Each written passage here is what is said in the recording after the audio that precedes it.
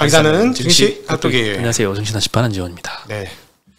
참 이 사태를 어떻게 하면 저는 오늘 코로나 확산되는 과정에서 주가 막 빠지는 그때 계속 생각나더라고요. 그러면서 이제 투매 나고 투매가 또 나고 그러니까 소위 말해서 그 신용 잔고 털리면서 신용 반대 매매가 그때 연속적으로 한 5번 정도 4-5번 터졌잖아요. 실질적으로는 좀 일찍 터진 것까지 합치면은 그리고 굵직한 것만 한 3방 보통 한두 방 터지면 끝나는데 한 서너 방 터졌잖아요. 그때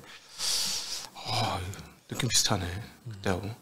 네, 오늘 뭐 종목별로는 진짜 급락한 것들이 많아가지고 진짜 뭐 코로나를 연상할 뭐 그 정도까지는 아닌 것 같긴 하지만 어쨌든 지금 연속으로 하락세가 계속되고 있는 것뿐만 아니라 미국 시장과의 괴리가 점점 커지는 상황 때문에 더욱더 상대적 박탈감이 더 큰 것 같습니다. 그렇죠. 그때도 사실은 이게 어떻게 되는 거야 하는 어떤 미지의 공포감. 이게 도대체 어떻게 돼서 어떻게 되는 거지 하면서 주가가 빠지면서 공포감이 더 일어났고 지금도 트럼프가 돼서 어떻게 되지? 사실상 어떻게 될지 안 될지는 가봐야 알고 1기 때를 보면 우리가 그렇다고 망한 게 아닌데 1기 때 가만히 보면 뭐 코로나하고 비교할 정도의 뭐 충격파가 있었던 건 또 아니거든요.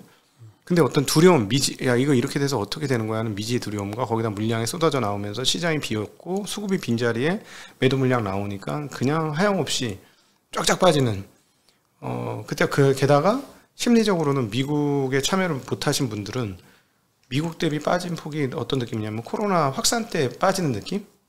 비슷하죠. 왜냐면은 지금 삼성전자가 7월달 고점 이후로 40% 정도가 빠졌어요. 그 사이에 미국 시장이 한 20% 정도 올랐으니까 느낌적으로는 반토막 이상의 느낌이 나는 거지.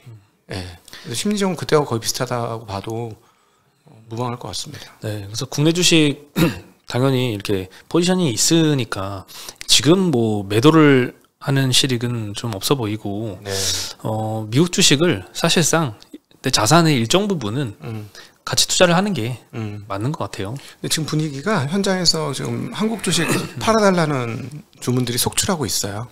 속출하고 있고 우습게 얘기로 이 운용사 펀드 매니저를 에게 좀 물어본다고 전화를 하니까 펀드 매니저가 아파서 몸져 누워가지고 못 나오고 뭐 이런 일들이 막 지금 나타나고 있습니다. 뭐 주가가 빠져서 아픈 건 아니겠죠? 빠져서 아프지. 저 오라고 했거든. 오라고 하니까 힘들어가지고 그런 흐름들이 지금 나타나고 있습니다. 요런 흐름들이 과거에 비교해서 어떤 상황인지를 좀 이렇게 좀 생각을 하시고 파악을 해보시면은 대응하시는 데 도움이 되실 것 같습니다. 네, 오늘 코스피가 올해 들어서 6.5% 하락했고요. 코스닥은 18% 하락했습니다. 근데 이제 코스피만 투자하신 분이 없다 보니까 대부분 잘못했으면 그냥 10%대 이상 손실은 그냥 흔한 상황인 것 같아요. 근데 지금 이게 거래소에서는 은행주 포함이고 코스닥에서는 바이오 포함이에요. 그렇죠. 은행주하고 코스닥 안 갖고 있으신 분들은요 훨씬 더 난감합니다. 지금 그럴 수 있죠. 엄청날 거예요. 이건 거의 곱하기 2라고 보셔도 될 정도의 난감함입니다. 그래서 지수는 2,500을 깨져서 2,482포인트인데 사실상 8월 5일 날 뭐 블랙먼데이라고 불렸던 그때 그리고 9월 초 그때가 엄청나게 지수가 떨어졌었잖아요. 그렇죠. 아직 코스피 지수는 그때만큼은 안 빠졌지만 이거 달러 기준으로 환산하면 원화 가치가 엄청 떨어졌기 때문에 외국인 기준으로 보는 코스피 차트를 새로 그려보는 거죠. 환율 반영해서 그러면 신저가입니다. 8월 5일 그때보다 그때 수준까지 지금 떨어져 있어요. 지금 뭐 방법이 없는 게 참 국내 수급이 너무 없다 보니까 뭐 이렇게 되면 뭐 환율 1,500원까지 올라가서 외국인들 느끼기 와 주가도 엄청 떨어졌는데 환율도 엄청 떨어졌네. 이제 환율 더 이상 안 떨어질 것 같네. 그럼 사야 되겠네.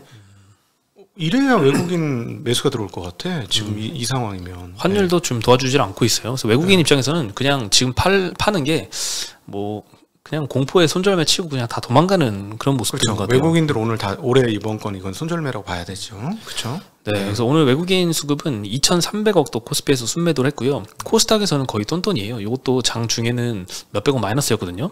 거의 뭐 1,000억 가까이도 매도했었던 것 같은데 한 오후 2시 반 이후에 개인들이 쭉 순매도를 하면서 그 물량을 외국인이 대다수를 좀 받아갔습니다. 종가에 쭉쭉 빠지더라고.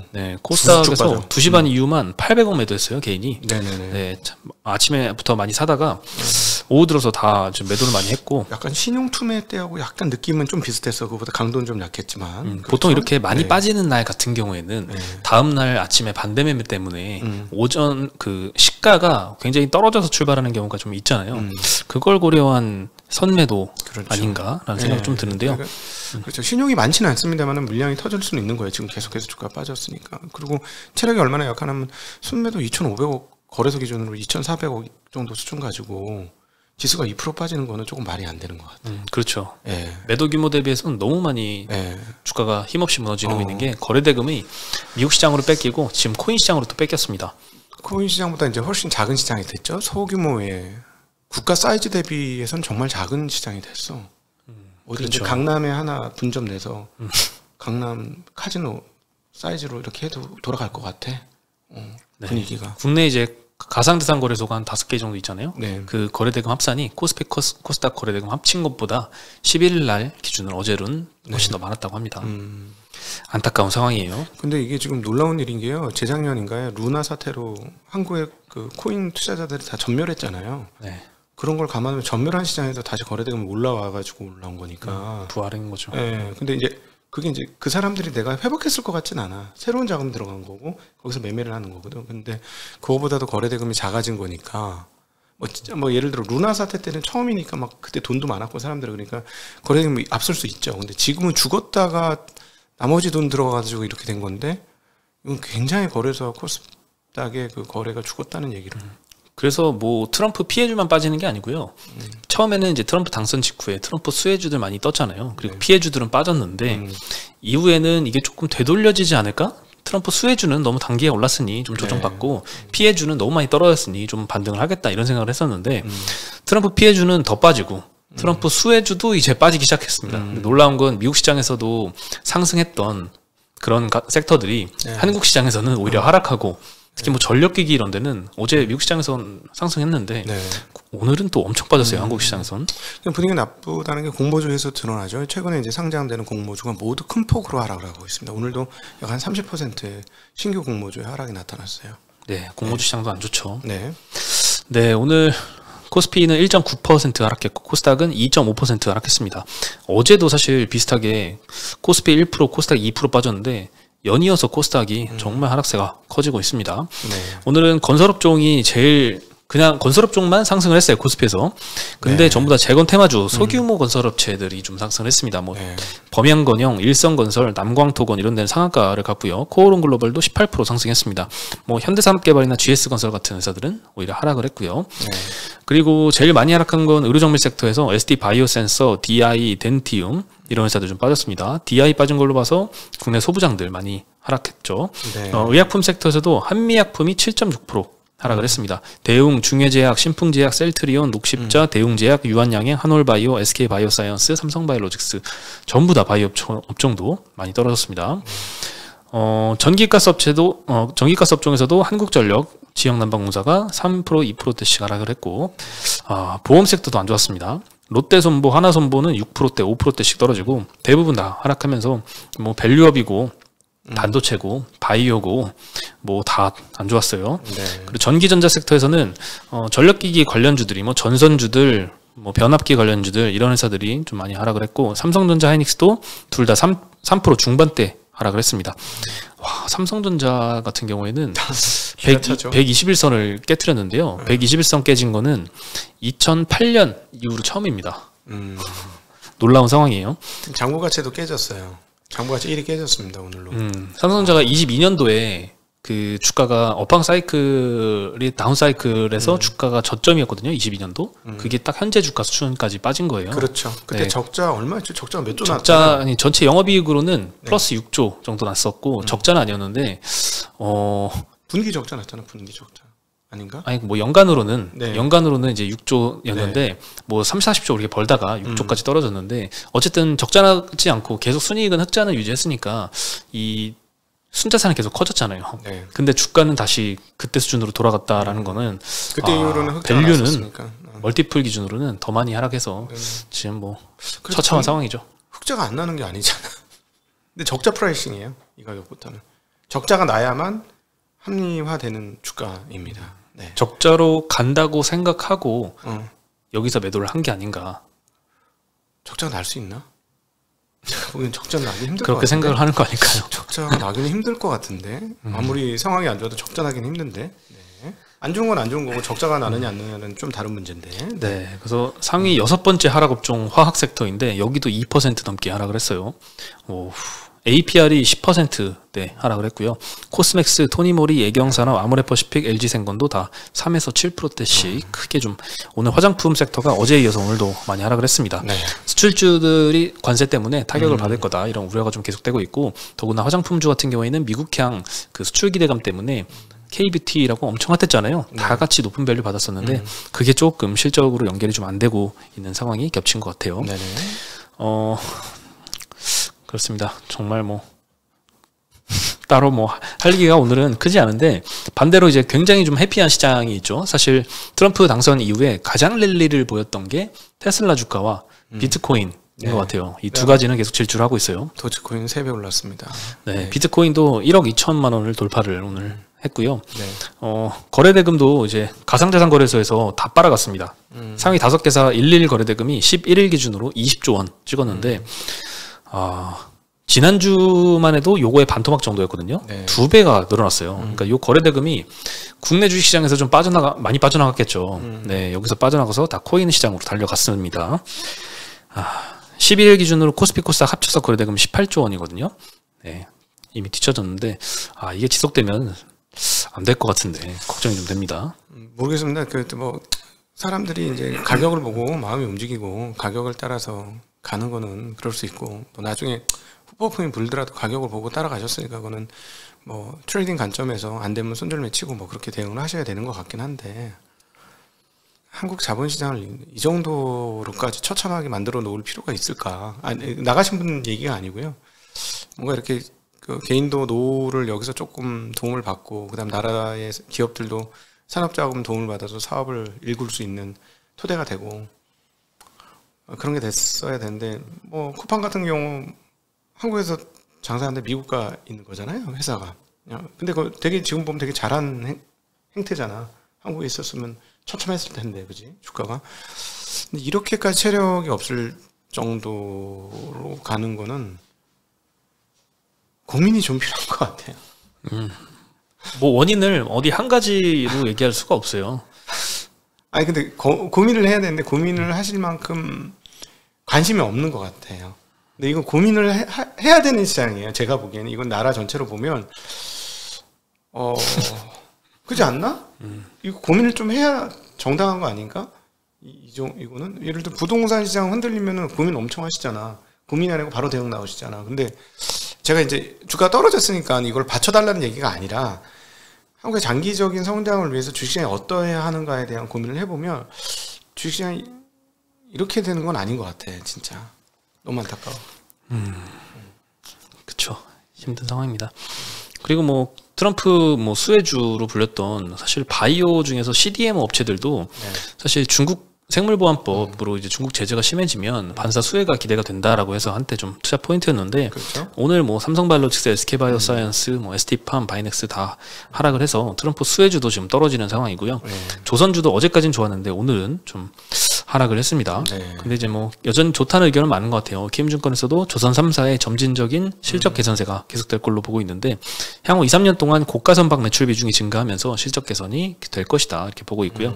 향후 미 군함 관련된 신규 수주가 확대될 걸로 보고 있고 미국의 LNG 프로젝트도 다시 수출 시작하면 그 수혜를 볼 걸로 보고 있는데 반대 측면에서도 이제 미국이 중국을 배척하고 이제 보호무역주의가 점점 확대가 되면 전 세계로 보면 해상 물동량이 좀 감소할 수 있다.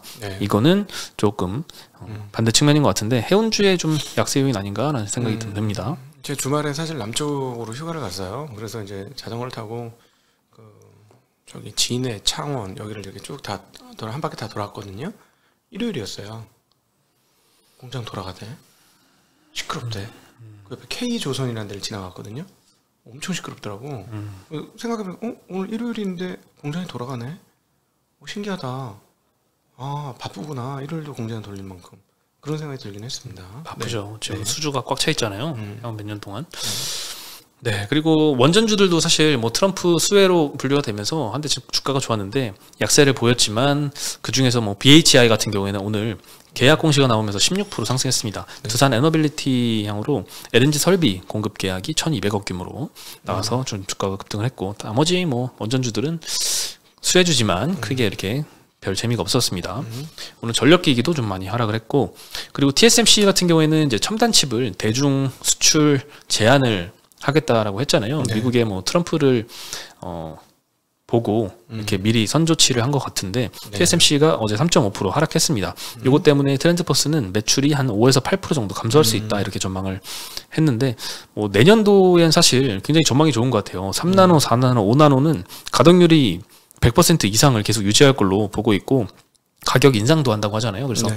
이런 중국 매출 타격 이런 것들은 상쇄를 할 걸로 예상이 많이 되고 있습니다. 네. 그리고 TSMC에 맡겨야 되는 이제 중국의 칩 설계 업체들, 이런 애들은 이제 안 맡아준다고 하니까 어려움을 겪을 수 있는데, 이 칩을 필요로 하는 중국 기업들 같은 경우에는 이제 미국에다가는 안 되고 중국 반도체 업체에서 조달할 수밖에 없는 상황이기 때문에 중국 반도체 업계 전반에는 호재다 이렇게 인식을 하고 있고, 실제로 트럼프 1기 때도 중국 반도체 업체들은 주가가 좋았습니다.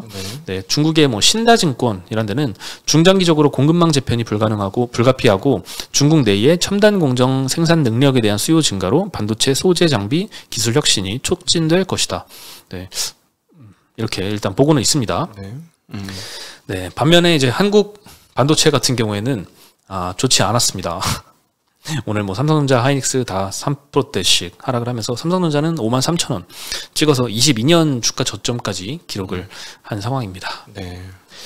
네, 그리고 삼성 파운드리도 중국에다가 이 7나노 이상 선단 공정은 주문 안 받는다 이렇게 통보를 했다고 이제 트렌드포스에서 보도를 했습니다. 7나노보다 더 미세 공정요? 그렇죠. 7나노보다 미세 공정 잘 못하잖아, 근데 그마저도 일부가 중국 업체잖아요. 그렇죠. 뭐 3나노, 5나노. 네, 예, 거기. 초미세나노 수율도 안 나오지만 누가 맡겼나 싶었는데 중국의 뭐 비트코인 업체가 맡겼다. 그렇죠. 이런 수주도 있었고, 그래서 지금 그나마 있는 수주가 중국 기업일 수 있는데 요게 일단 안 돌아갈 수 있겠다. 야. 아니 삼성이 그렇게 했다는 거예요? 미국이 삼성이 그렇게 했다는 거죠. 그러니까 미국이 제재를 했다는 거죠. 네, TSMC한테는 미국이 제재했다라고 로이터에서는 보도가 나왔고, 이거에 따라서 TSMC도 그렇고 삼성전자도 그렇고 중국 업체들한테 주문 안 받는다라고 통보를 했다고 합니다. 야, 그럼 우리는 어떻게 하라는 거야 지금? 회사 돌리긴 해야 되는데. 참나. 중국 이외 고객사를 확보를 많이 해야겠죠. 수율을 많이 올려서. 미국이 주든가. 그 방법밖에 없는데. 미국이 줘야지 그러면. 수율이 미국도 주고 싶죠. 근데 엔비디아도 주고 싶죠. 근데 수율이 안 되는 건 어떻게? 아니 그 공장 돌려야 될 거 아니야. 우리는 뭐 먹고 살아라고. 이거 너무하잖아. 이건. 그 수율이 일단 받쳐줘야 됩니다. 삼성전자가 잘하면 알아서 고객사들은 알아서 옵니다. 이제 곧 인사가 발표가 됩니다.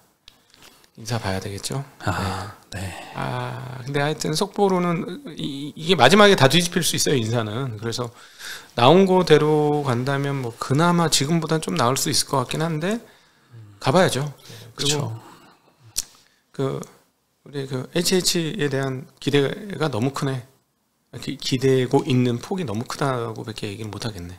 어쨌든 뭐 삼성전자가 기술력의 문제인데 그 기술력의 반전을 기대하기는 조금 단기에는 힘들 것 같으니 주가상으로는 좀 뭘 선반영할 수 있을까를 보면은 그나마 인사 발령 정도가 그나마 기다릴 수 있는 포인트일 것 그렇죠. 같아요. 아는 사람들은 인사 발령부터 투자를 하겠다고 벼르고 있는 사람들이 있으니 말이죠. 네. 네, 그리고 이제 또 AI 관련주 중에서 이 한미반도체는 또 자사주 매입 공시를 했습니다. 오늘 400억 규모로 자사주 매입하면서 자사주 매입 공시하니까 낙폭이 한 2% 정도 줄은 것 같아요. 그래서 종가로는 마이너스 3.8% 하락해서 끝났고요. 장중에는 뭐 6%까지 굉장히 많이 떨어졌었습니다.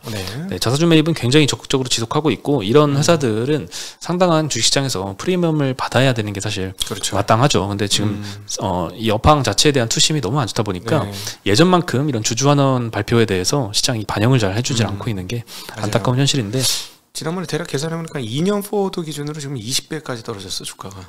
많이 빠졌고, 이제 회사에서도 이 정도 주가는 굉장히 싸다라고 인식을 한 거죠. 그래서 뭐 사실 막 그때 막 10,000원에서 50,000원 갈 때도 오 이렇게 많이 올랐는데 여기서 자사주 매수를 하나 이렇게 싶었잖아요. 맞아요. 네, 어쨌든 회사에서는 굉장히 싸다라고 보는 것 같고 이 위기를 잘 탈출할 수 있을 걸로 확신을 하니까 이런 결정이 나오는 게 아닌가라고 장기적인 시각에서 한번 평가를 해보면 좋을 것 같습니다. 그렇죠. 그 지금 HBM 시장이 당분간은 최소한 2년 가까이 뜨거울 거니까 장비 업체는 그거보다 선행적으로 장비를 받으니까 한 1년에서 1년 반은 더 좋다는 얘기가 되는 걸 테니 산술적으로는 그렇습니다. 계산해 보면. 네. 그리고 요즘 2차 전지도 사실 트럼프가 당선되면서 뭐 IRA 뭐 폐지하겠다 이런 발언들 때문에 투심이 안 좋은데 반면에 이 테슬라하고 엮여 있는 LG엔솔과 LNF는 주가가 상대적으로 잘 방어하고 있습니다. 네. LG엔솔은 오늘 2.6% 상승을 했는데 KB증권에서 목표가를 43만 원에서 48만 원으로 상향을 시켰습니다. 대규모 캐펙스는 23년, 24년 동안에 이미 좀 마무리가 됐고 25년부터는 판매 호조 때문에 현금 흐름이 좀 개선이 될 것이다 이렇게 보고 있고 25년도에는 유럽의 CO2 규제가 강화되고 저가 전기차가 출시가 되고 ESS가 확대가 되면서 좀 반등을 할 것이다 이렇게 보고 있는 것 같습니다. 다만 올해 4분기까지는 실적은 부진할 걸로 좀 추정을 하고 있어요. 미국 판매량 감소 때문에 4분기에는 영업이익이 마이너스 890억으로 전망을 하면서 올해 말까지는 상당히 좀 부진한 실적이 이어질 것 같습니다. 또 LG엔솔 같은 경우는 스페이스X한테 좀 배터리 공급한다는 뉴스도 있었잖아요. 네. 그 이후로 상당히 좀 주가는 잘 네, 선반영하고 있어서 코스피에서 그나마 기댈 수 있는. 야, 근데 스페이스X에 배터리를 쓰면 얼마나 쓸까? 그거 좀 신기하더라고. 그러게요. 근데 일단 요구하는 사양 자체가 일반 전기차보다 훨씬 더 높은 사양을 요구한다고 하니까 단가를 훨씬 더 비싸게 받을 수 있지 않을까. 그렇지. 근데 물량은 뭐 엄청 많지는 않겠죠. 그렇죠. 전기차 한 20대, 30대 분량을 넣는다고 해도 한 대당 스페이스X 그래 더 세게 쳐서 100대 분량을 넣는다고 해도 그 비행기를 많이 만들지는 못하잖아. 그렇죠. 그게 이제 아직 가시화가 되지는 않았죠. 그거 재사용하는 거잖아. 그러니까 리차저블이 쓰겠지? 리차전지? 재사용할 거니까. 그러겠죠. 그럼 많이는 안 쓰일 것 같아요. 자동차에 비해서는. 네. 그렇죠. 전기차 시장이 일단 돌아서는 게 그렇죠. 그게 제일 훨씬 더 물량으로는 뭐 압도적으로 전기차가 클 겁니다. 요즘 스페이스X와 일론 머스크가 너무 핫하다 보니까 여기에 스페이스X가 좀 묻었다. 그걸로 일단 상당한 방어는 하고 있습니다. 네, 같이 간다. 그렇죠. 지금 어쨌든 심리가 좀 지배하는 시장이니까 아무래도. 그렇죠. 테슬라 막 14% 오르고 막 또 2% 오르고 막 8% 오르고 또 8% 오르고 막 이러잖아요. 네네. 그렇죠. 그 삼성전자보다 훨씬 큰 회사가. 근데 지금 전 고점 근처까지 갔습니다. 지난번에 일론 머스크가 주식 팔던 그 자리 근처까지 갔어요. 네. 네. 그리고 네이버가 오늘 3% 이런 장에 상승을 했습니다. 어제 이제 댄24라는 컨퍼런스를 개최했는데 여기서 AI를 우리도 활용을 할 것이다 이런 계획들을 공개를 했다고 합니다. 네이버의 기존 고유 서비스들 뭐 검색, 광고, 쇼핑 이런 데다가 AI를 접목해서 뭐 컨텐츠 활용도를 높이겠다라고 체류 시간도 높여서 영향력을 좀 더 플랫폼으로서 확대를 하겠다 이런 시도인 것 같습니다. 뭐 쿠팡을 겨냥해서 AI를 통한 상품 추천을 하겠다. 뭐 블로그, 카페, 지식인 이런 플랫폼들이 있잖아요.